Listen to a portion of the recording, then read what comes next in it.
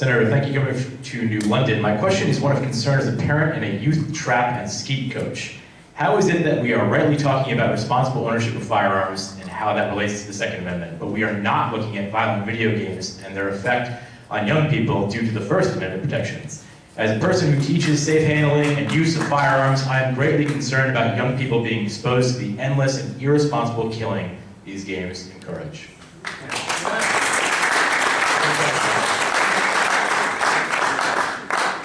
No, it's a good question, and maybe it allows for just a quick discussion about sort of how we look at rights in this country. Neither the First or the Second Amendment are absolute rights. They are rights that come with limitations. That's how they've always been interpreted by the Supreme Court.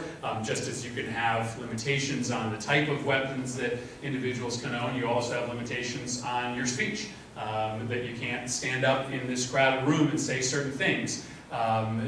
Though that's not permissible even under the First Amendment protection. I think that this is something that we got to talk about as a country as to what these violent video games are doing to our kids. We will never know exactly what caused Adam Lanza to pick up that weapon and walk into Sandy Hook Elementary School, but it's hard to imagine that his overexposure to these violent video games didn't have something to do with that decision. When you combine exposure to violent video games with serious mental illness, with access to those kind of weapons, it's a very toxic combination.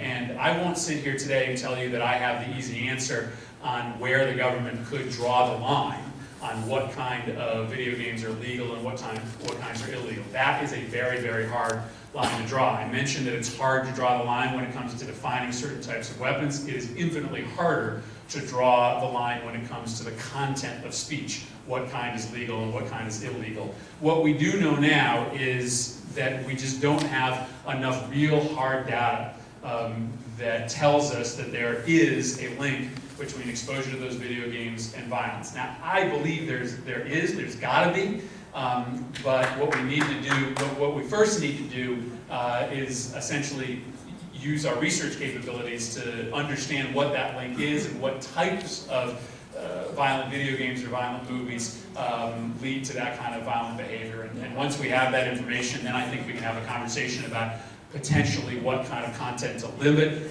and for what audiences to limit it to. Right now, it would be a lot of guesswork for Congress to decide what video games are legal, what movies are allowable for kids, and what aren't.